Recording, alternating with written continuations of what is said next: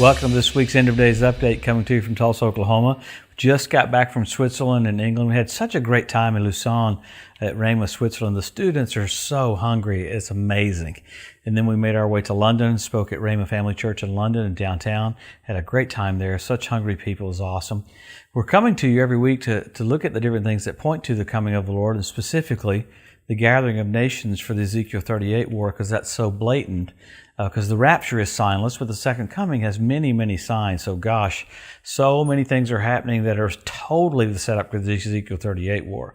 We get into that every week. So, Jesus rebuked the crowd. The only time he mainly usually rebuked the Pharisees, but the one time he rebuked the crowd was over, you can tell what the weather's going to be, but you don't know your hour of visitation. So he wanted them to know. In the Old Covenant, you had the tribe of Issachar that had an understanding of the times to know what the children of Israel ought to do, indicating if you don't know what time it is, you won't know what you're supposed to do. So we look at these things not to have an escape theology, but to have a hustle theology, to go for it right before the coming of the Lord, and specifically to have radical expectation and great joy. I had one famous evangelist say, Joe, if you preach on the coming of the Lord all the time, you'll get everybody's hopes up. That's exactly right. It's the hope that purifies us even as we're pure. So let's pick up with what happened around Israel this last week. Probably we'll start with on the northern border. Hezbollah came out with another tunnel. This is the fourth tunnel that Israel has found. I like what one of the leaders in Italy said. Those tunnels are not for Christmas shopping. They're for people who try to annihilate Israel. Someone finally said what they're supposed to say. In the middle of that, though, because of Hezbollah, that's a terrorist organization operating out of Lebanon. Remember, they have 150,000 missiles that are aimed at Israel. Syria is letting all that stuff come through there to get to Lebanon. And now Iran is trying to build a missile plant there in Lebanon. So Israel's having to do things to counteract that. So in the midst of all that happening, because this week there'll probably be some condemnation coming from the UN over the viewing of these tunnels and kind of manifesting what Hezbollah's plans are. Hezbollah decided this last week to kind of pull out from the edge of the border. Kind of bizarre. They said it was such a real quick move out of their towers. They have people there that are pretending to be beggars, pretending to be farmers, and what they are is they're Hezbollah troops. They're trying to do what Hamas did on the southern border, and that's have a great big demonstration. Well, just in the last couple of days, they did a fast track away from that, moved their bases over to Tyre.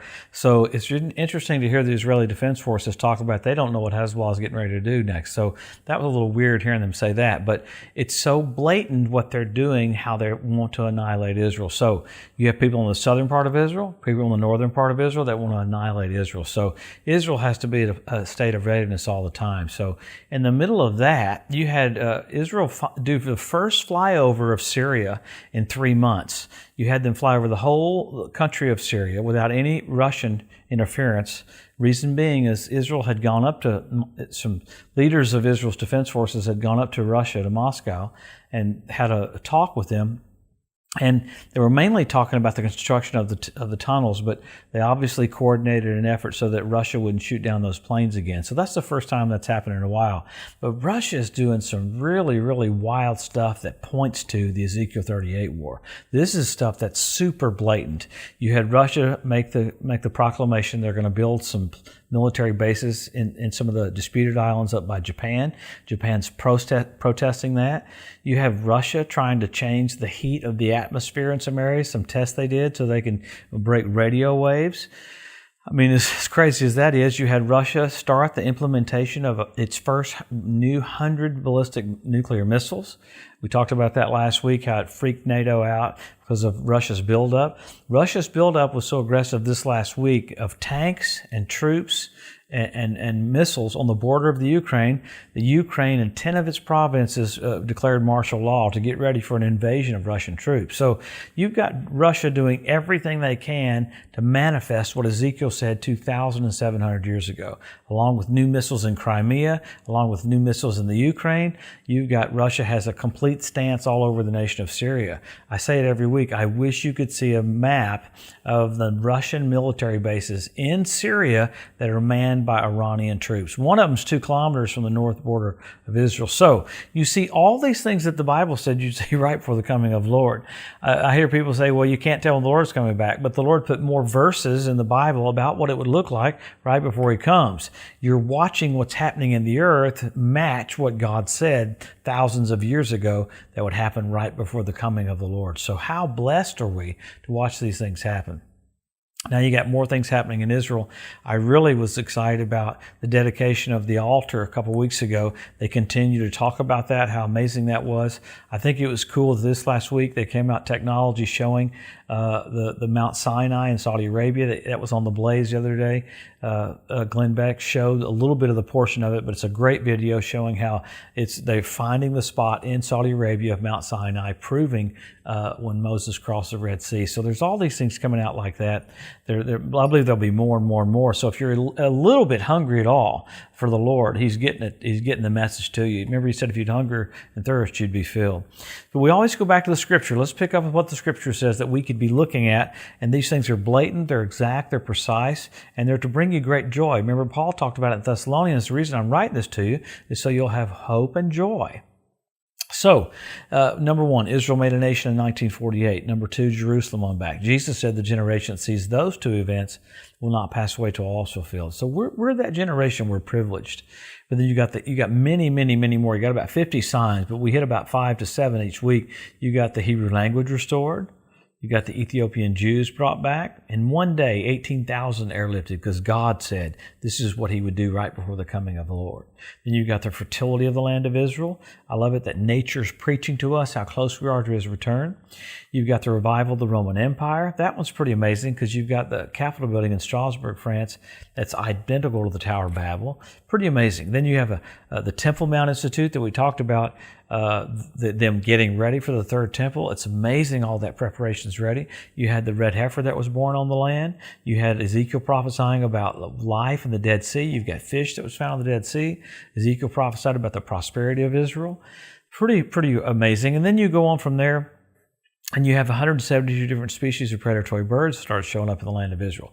And they say it's up to 500 now. That's a lot of predatory birds, a lot of species of predatory birds.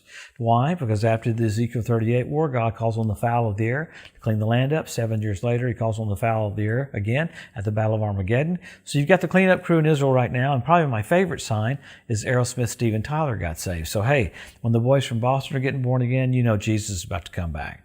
So we get into all these things that show us how close we are so that we'll accelerate. You've gone from signs of the coming of the Lord to signals. Now, you had blood red moons on Passover and Tabernacles a couple years ago, 4 in a row. NASA calls it a tetrad. When's the last time you had 4 blood red moons in a row on Passover and Tabernacles?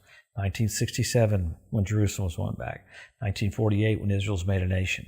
1492 when the Jews were kicked out of Spain. Pretty wild to have them coinciding with those specific dates. And I like the gap between the last two, that 1948. I mean, I think the Lord's just showing off because that's the exact year Israel's made a nation. But you had more. You had the Bethlehem star this last year. Absolutely amazing. First time in 2,000 years. You had Mercury do a flyby of the sun. The planets formed a sickle. The moon formed a sickle. Orion changed its instrument to hammer. You had hammer and sickle on the same day. That's Russia's symbol. So what do? The Lord's coming back. So we hustle. We do the work of the ministry. We attend church more. We ask our pastor, what can we do? We help our local church and help our local pastor. Let's get the message out. This is it. We have to have a 2-minute warning mentality right before the coming of the Lord. It's just like a football game. All hands on deck. Why? We're about to see Jesus face to face. We're privileged to watch the earth make preparation for the entrance of the King. So we go for it. Jesus is coming so soon. Wow. Hey, Merry Christmas. This will be the last EDU before Christmas comes. So we celebrate the birth of our King. What a wonderful celebration. Hey, have a blessed time with your family. We're praying for you guys. Thank you for all your support. We couldn't get where we're supposed to get without your prayers, without your support. So we appreciate that. I believe you'll have a blessed time with your family and a wonderful season celebrating the birth of our King. So soon. We'll see Him face to face. Have a blessed, awesome week. We'll see you next Wednesday.